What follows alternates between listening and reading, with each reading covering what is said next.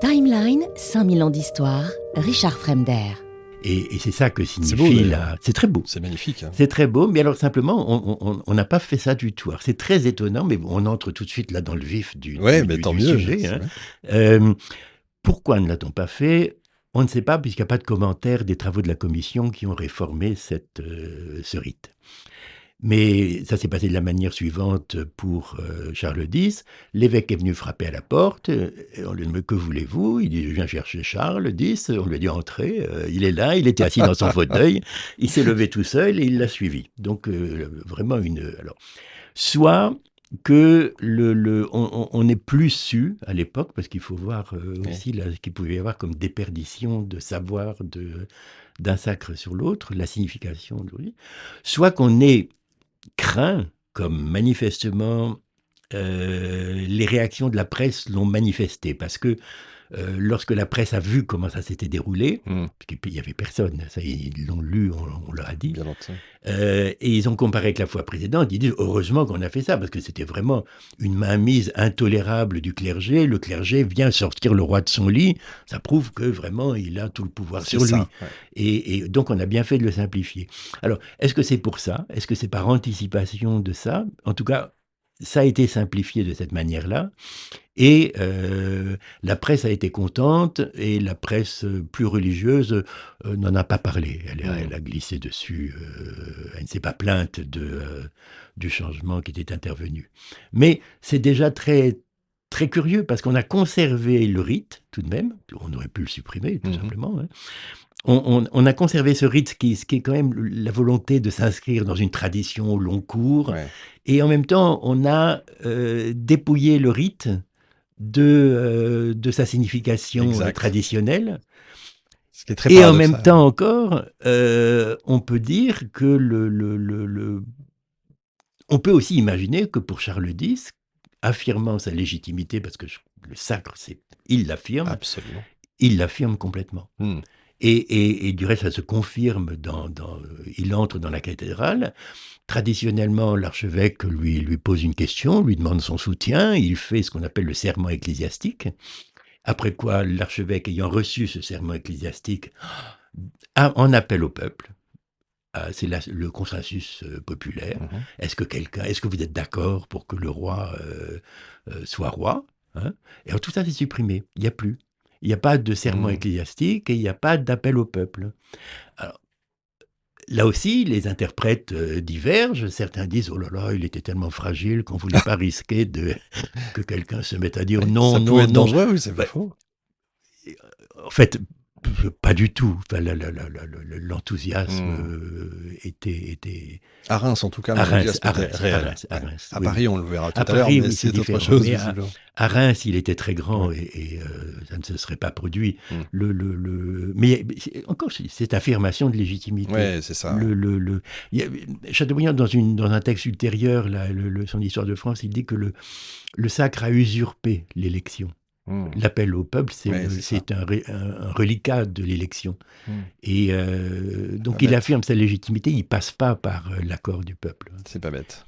J'aime bien ce côté sacralisé de l'évêque qui vient chercher le roi. Je me demande si, aux États-Unis, par exemple, quand le président des États-Unis va au Sénat faire son discours de l'État de l'Union, etc., il doit demander, pareil, il frappe à la porte et il dit qui me demande. Le président des États-Unis demande à avoir le président du Sénat et à entrer, etc. Je me demande s'il y a eu des liens comme ça. C'est fort vraisemblable. Je trouve ça très beau. Il y a une certaine... très formel. Ouais, j'aime beaucoup. Enfin, le roi dormant, c'est magnifique. Ah oui, c'est superbe. Et c'est drôle que ce soit Charles IX qui ait créé ça, et que Charles X, finalement, à la fois le reprenne, mais en même temps l'escamote un peu. Quoi. Voilà, c'est assez drôle.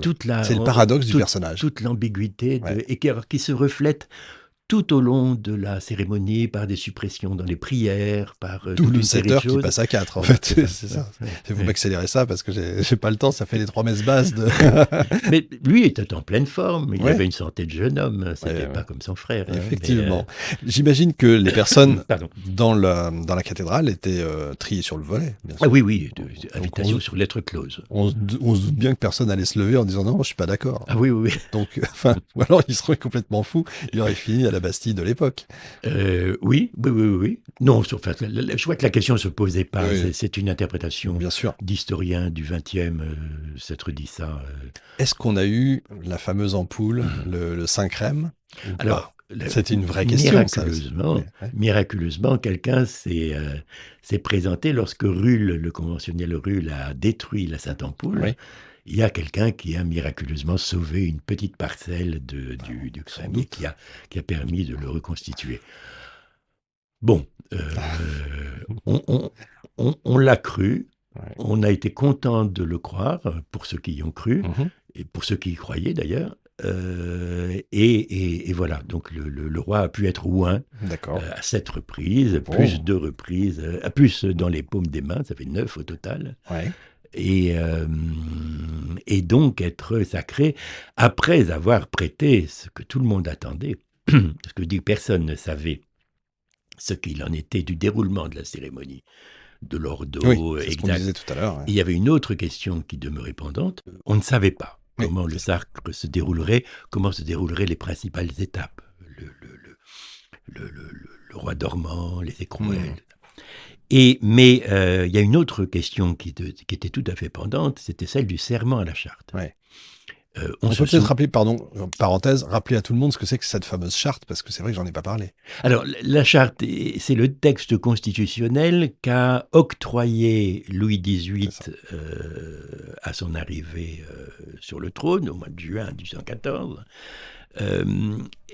Pour alors contrecarrer d'abord ce qu'on avait les sénateurs d'Empire s'étaient empressés de faire une constitution dans laquelle ils déclaraient qu'ils appelaient librement le roi Stanislas à régner sur le trône. Alors ça, pour Louis XVIII, était évidemment absolument inacceptable. Il était roi de droit divin depuis la mort de son neveu, en 1795. Donc, la liberté des sénateurs, non.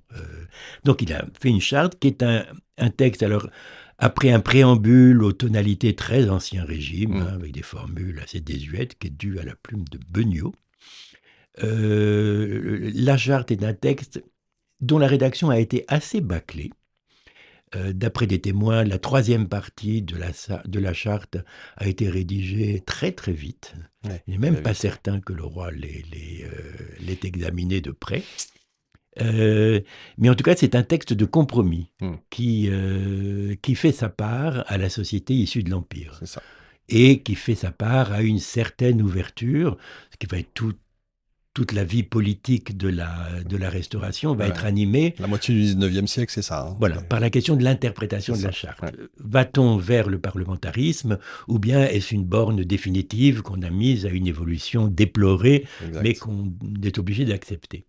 Alors après, on entre dans des nuances qui sont très très importantes, parce que selon que le roi dit qu'il va prêter serment à la charte et aux lois fondamentales de la monarchie. Ou bien il met les choses dans l'autre sens. D'abord les lois fondamentales et ensuite la charte, ça prend une signification tout à fait différente. Et Charles X, qui s'était bien gardé d'être présent le jour où Louis XVIII a fait prêter serment à la charte. Donc il n'est pas très, très, très favorable. On va voir pourquoi après. Oui, bien sûr. Mais Charles X, qui n'était pas favorable, a commencé par dire qu'il allait prêter, quand il est à son avènement sur le trône en septembre 24, qu'il allait prêter serment à la charte. Et puis, à la fin de l'année, lors de l'ouverture des chambres, le 22 décembre, il ne parle plus de serment à la charte, il parle de serment aux institutions léguées par son frère, par le roi mon frère. Alors, institution, dans un climat qui avait déjà commencé à se dégrader beaucoup, ça a frappé l'oreille de pas mal de personnes, et on voit le chancelier Paquier qui dit, mais enfin quoi, la liberté des cultes, c'est pas une institution. C'est à quoi ça rime? Derrière ce mot institution, on subodorait que Charles X allait finalement ne pas prêter serment à la charte. On fait observer que Chateaubriand a écrit une brochure dès la mort du roi. On lui a d'ailleurs assez sévèrement reproché de s'être empressé à ce point, parce que sa brochure était prête. Oui, il était suffisamment mal en point. Elle était prête et Et donc, il plaidait pour le sacre, Charles Chateaubriand. Il plaidait pour le sacre au point qu'après, il s'est attribué le mérite d'avoir été à l'origine du sacre. Mais lui, qui s'est présenté comme l'instituteur de la charte auprès des royalistes, etc., n'utilise pas dans ce texte le mot charte, mais utilise le mot institution. Ah, c'est drôle. C'est très révélateur des tensions et des enjeux que pouvait revêtir cette affaire. Timeline, 5000 ans d'histoire, Richard Fremder.